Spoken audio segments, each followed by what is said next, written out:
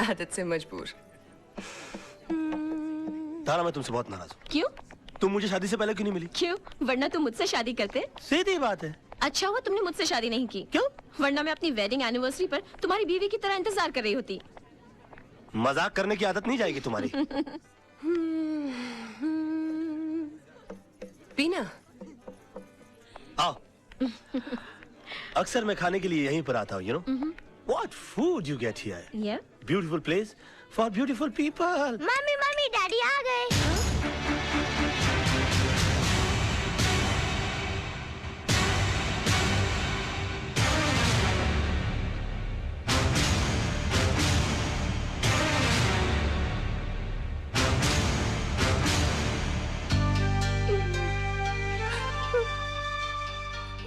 चल। सुनिए, अरे मैडम तो चली गई, इस केक का बिल कौन भरेगा? बिल मेरे नाम का फटा है भैया, तो मैं ही भरूंगा। हाय डैडी। कौन थी वो? तारा। कौन तारा? चड्डा की बीवी। चड्डा? कौन चड्डा? तुम चड्डा को नहीं जानती? मेरा क्लाइंट। तो क्लाइंट की बीवी का इस तरह सबके सामने हाथ पकड़कर क्या कर रहे थे आप? तो तुमने तो मेरा सिर्फ हाथ उसके हाथ में देखा, उससे पहले मेरा हाथ उसकी कमर में था। क्या? हाँ, और उससे कुछ देर पहले जबरदस्ती पकड़कर मैंने उसे अपने गाड़ी में ढकेल दिया। बेटा अंदर जा। अंदर नहीं जाएगा वो। अब जब उसने सब कुछ सुन ही लिया है, तो पूरी सच्चाई गौर से सुनेगा हमारा चिंटू। सच्चाई? हाँ, सच्चाई जिसका तुम्हें पता नहीं। तारा और चड्डा साहब एक दूसरे को बहुत प्यार करते थे, हमारी तरह। उन दोनों की भी लव मैरिज हुई, हमारी तरह। मगर तारा का नसीब अच्छा नहीं है, तुम्हारी तरह, क्योंकि उसका पति बेवफा निकला। तारा ने चड्डा साहब को रंगे हाथों सेक्रेटरी के साथ पकड़ लिया। बात डिवोर्स तक पहुंच गई, और मैं नहीं चाहता था कि हमारे मैरिज एनिवर्सरी वाले दिन किसी का डिवोर्स हो जाए। वो इसलिए कि तारा के भी तो छोटे छोटे बच्चे हैं। चिंटू जैसा बेटा है, एक छोटी सी बेटी है जो ठीक से मम्मी पापा भी नहीं बोल सकती। अब तुम बताओ, अच्छा लगता है दो मासूम बच्चे माँ बाप की वजह से आपस में बट जाएं? मैंने जबरदस्ती तारा को गाड़ी में बैठाया और हाथ पकड़कर चड्डा साहब से सेटलमेंट कराने के लिए मैं होटल में आया।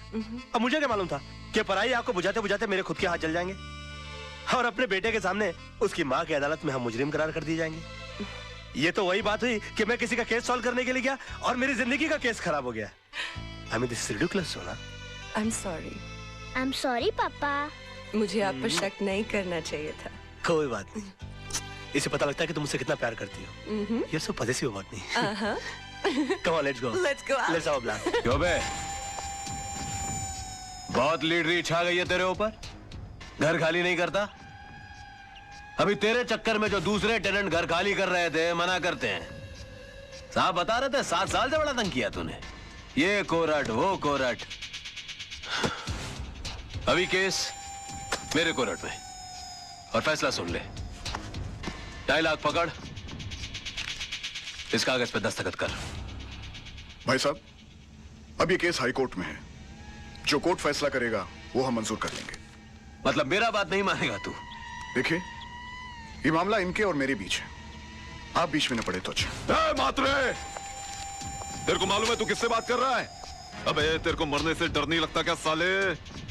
ले ले ले ले, नहीं तो ये 2.5 लाख भी नहीं मिलेगा, समझा? हमें घर के बदले घर चाहिए, नहीं तो जो कोर्ट फैसला करेगा वो हम मानेंगे। अबे जाने दे इसे, कोर्ट में मिलेंगे हम। जा।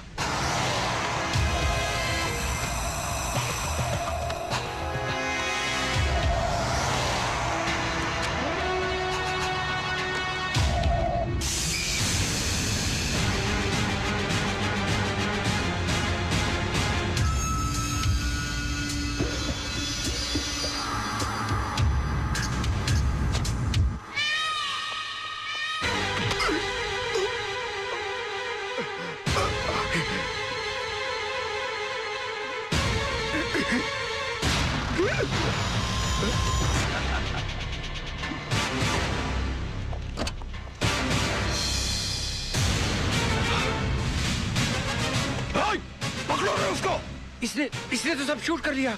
हाँ? वो कुछ नहीं होगा, कुछ नहीं होगा। लेकिन अरे चलो सेठ, कुछ नहीं होगा।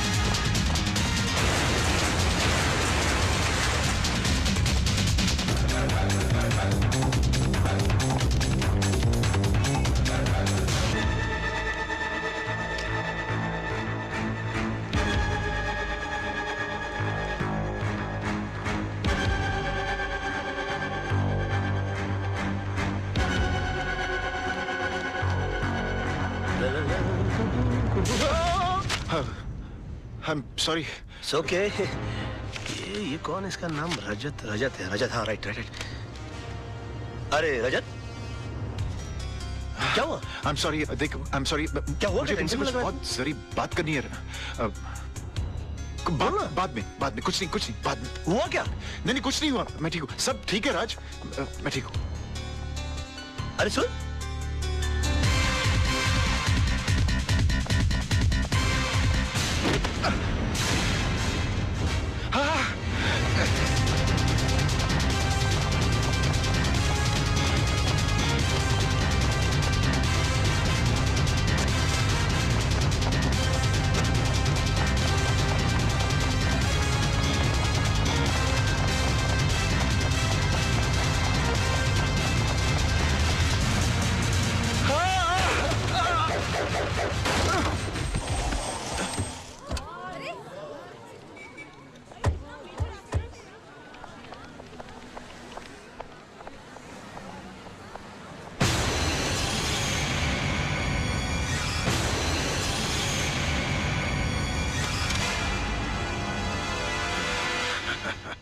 तारा, तारा, a beautiful gift for the most beautiful woman in this world. Gift? यूं अचानक? बस मूड आ गया।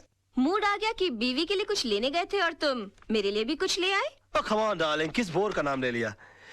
You know था darling, चंद बीबियां ड्राइंग रूम में पड़े हुए टीवी की तरह होती हैं। उनको जब ऑन करो पुराना प्रोग्राम चल रहा होता है। और मैं? तुम? आहा, तुम तो इंटरनेट हो। जब ऑन करता हूँ एक नई साइट दिखाई देती है। गुड। जरा जल्दी बन के आना डार्लिंग। हाँ।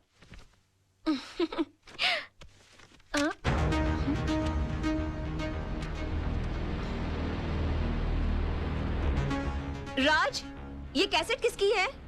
कैसेट? कौन सी कैसेट? भाई इसके अंदर कुछ भी नहीं है, 3 बार आगे पीछे करके देख लिया, कैसेट एकदम खाली है। मतलब कुछ रिकॉर्डिश नहीं हुआ और वो साला जर्नलिस्ट ने फुकट में अपना जान दे डाला।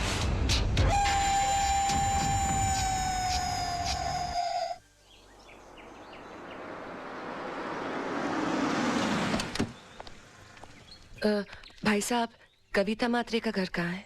वो वहां से तीसरा रूम। शुक्रिया। जी चल। हाँ चलो।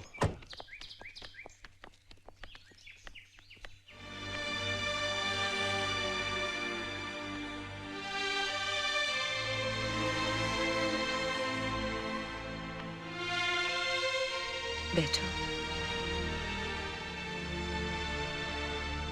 कविता, घबराओ मत, मैं हूं ना तुम्हारे साथ। तुम्हें तुम्हारे घर से कोई नहीं निकाल सकता। राज लड़ेगा तुम्हारा केस। मैं तुम्हारे पति के कातिल को सजा जरूर दिलवाऊंगी। तुम्हें इंसाफ जरूर मिलेगा।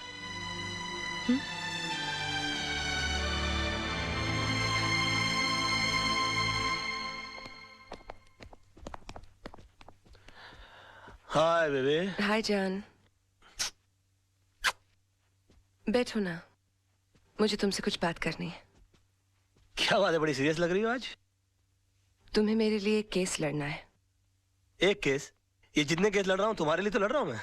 नहीं नहीं, पहले वादा करो कि ये केस न सिर्फ लड़ोगे, जीतोगे भी। अच्छा समझो तुम जीत गई, बोलो आगे। पूछो तो सही, किसका केस है? हाँ किसका केस है, बोलो। कविता के हस्बैंड का केस, उसके मर्डर का केस। ये कविता के हस्बैंड के मर्डर का जो केस है, उसका जिम्मा तो कालरा के छोटे भाई पर है ना? हाँ, और पिछली बार अगर तुमने उसे नहीं छुड़ाया होता तो शायद आज कविता के निर्दोष पति जिंदा होते। मैंने कविता को इंसाफ दिलाने का वादा किया है। तुम मेरी कसम खाकर कहो कि मेरा ये वादा तुम पूरा करोगे। करोगे ना?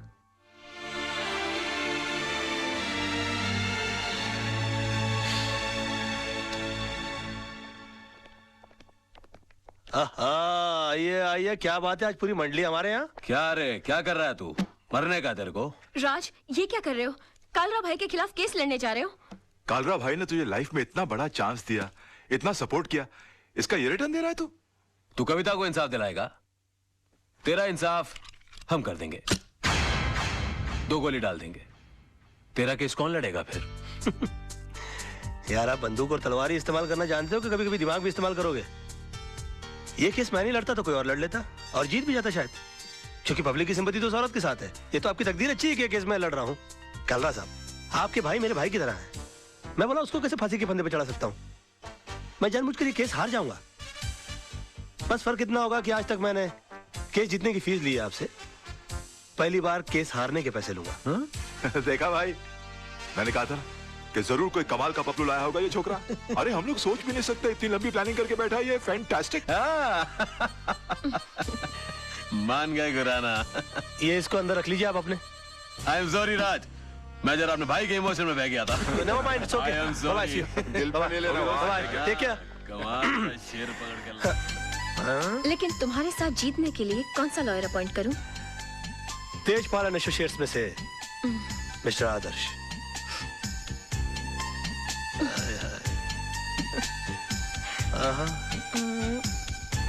अच्छा तो ये लो। उफ, याद आए। बाबा मेरे को तो बहुत बड़ा लोचा लग रहा है यार। क्या हुआ रे? अरे राज और आदर्श के बीच में 36 का आंकड़ा है यार। राज और आदर्श आपस में एक दूसरे को नीचा दिखाने के लिए एक से एक टिप्पस लड़ा रहे ले। राज ने यहाँ तक कि आपके भाई का केस है ना आदर्श को भी दे दिया। मेरे को तो पूरी दाल काली लग रही लिया। बात करके देखो आप।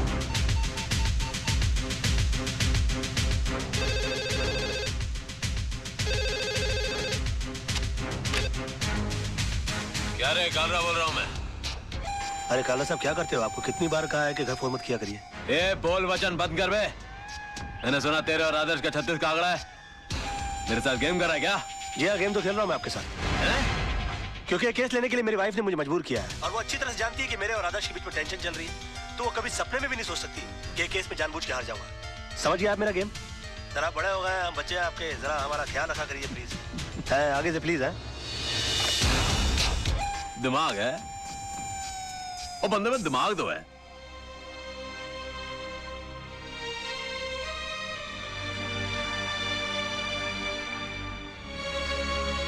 जानू, एक कप कॉफी मिलेगी?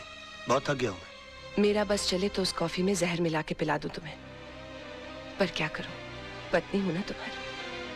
क्यों, ऐसा क्या कर दिया मैंने? झूठ, मक्कारी और कुछ आता है तुम्हें? एक मजलूम औरत तुमसे इंसाफ की उम्मीद लगाए बैठी है और तुमने उसका केस लड़ने से पहले ही उसे हरा दिया। तुम हो ना मुफ्त में आजकल बहुत शक करने लगी हो। तुम ऐसा सोच भी कैसे सकती हो मेरे बारे में? हरगिज नहीं सोच सकती थी अगर मैंने खुद अपने कानों से कालरा को फोन पर नहीं सुना होता। बेबी, ऐसा झूठ बोलना पड़ता है मैं फोन पर। एक और झूठ। तुम्हारी सारी जिंदगी एक बहुत बड़ा झूठ बनकर रह गई है। ये 500 रुपए का नोट याद है तुम्हें? ये इसी कविता का केस जीतने पर तुम्हें मिला था। अपने हाथों से तुमने इस पर सत्यमेव जयते लिखा था। तुम ही कहते थे ना, सच्चाई के लिए हर चीज छोड़ी जा सकती है, लेकिन किसी चीज के लिए सच्चाई को नहीं छोड़ा जाता। और आज पैसों के लिए तुम सिवाय झूठ के और कुछ नहीं बोलते। हाँ, झूठ बोलता हूं मैं। तो तुम क्या समझती हो तुम्हारे डैडी झूठ नहीं बोलते? और माफ कीजिएगा आपके जीजा जी, आपके डैडी से भी बड़े झूठ है वो। और क्यों ना झूठ बोले वो? एक आदमी अपना घर परिवार चलाने के लिए, उन्हें सुख देने के लिए वकालत का काम कर रहा है और उसकी एवज में वो जिससे पैसा लेता है तो उससे इंसाफ नहीं करेगा वो? आदमी काम क्यों करता है और पैसा किसके लिए कमाता है वो? खुद के लिए कि बच्चों के लिए, बीवी के लिए? नहीं, ये पैसा तुम अपने लिए कमाते हो। अगर मेरी जिंदगी में पैसे की इतनी अहमियत होती तो मैं तुमसे कभी शादी नहीं करती। मैंने तुमसे शादी की तुम्हारी ईमानदारी, तुम्हारी सादगी, सच्चाई देखकर। और जब ये सब चीजें तुम्हें नहीं रही तो मेरा भी यहाँ रहने का कोई मतलब नहीं बनता। मैं अपने बेटे को लेकर यहाँ से जा रही हूँ। सोना, अगर तुम गई ना। और हाँ, आज कोई बहाना नहीं बनाना, क्योंकि मैं नहीं रुकूंगी। और एक और बात, तुम्हें एक और केस लड़ना है, हमारे डिवोर्स का।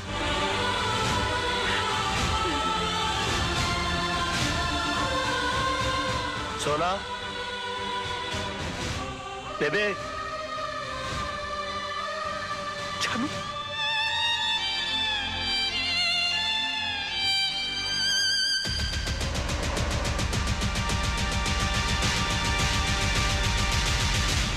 इतना बड़ा डिसीजन। माना कि रात से गलतियां हुई हैं भाभी, लेकिन वो दिल का बुरा नहीं है। आप चलो मेरे साथ, मैं समझाता हूं उस गधे को। नहीं मोहन भैया, मुझे किसी किस्म का कॉम्प्रोमाइज नहीं चाहिए। मैं आपके पास अपना भाई समझ कर आई हूं। अगर आप भी उनकी तरफदारी करेंगे तो मुझे यहाँ से भी चले जाना होगा। कैसी बातें कर रही हो भाभी, ये घर तो तुम्हारा है, लेकिन चिंटू के बारे में सोचो, उसके फ्यूचर के बारे में सोचो। भैया, राज के साथ रहकर ना तो मैं खुश रह सकती हूँ और ना ही चिंटू का कोई फ्यूचर है। इसलिए मैंने उन्हें तलाक देने का फैसला कर लिया है।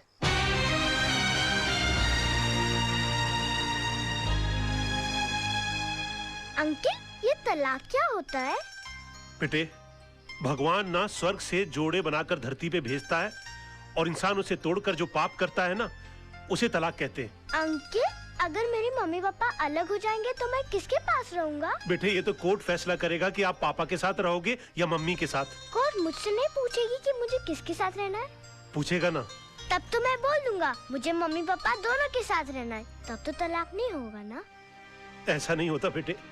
और फिर तुम्हारी मम्मी भी तो नहीं चाहती कि पापा के साथ रहे। क्यों? तुम्हारे पापा के झूठ से तंग आ चुकी हैं वो। अंकल, अगर मेरे पापा झूठ बोलना छोड़ दे तो मम्मी पापा को छोड़ के नहीं जाएगी ना? शायद बेटे।